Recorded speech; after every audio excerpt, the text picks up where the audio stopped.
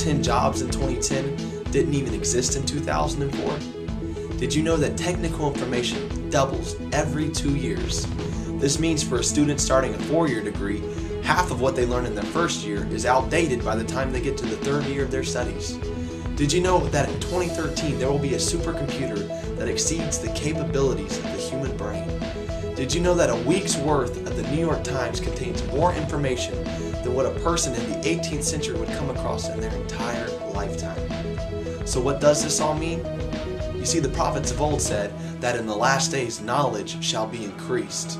And truthfully, prophecy can scare us. For example, in the book of Revelation, we read of a beast with 7 heads. But would it reduce fear if we realized that the beast symbolizes kingdoms that come together to form what we know as the United Nations? So what does all this mean? It means that knowledge removes fear. It means that knowledge is power.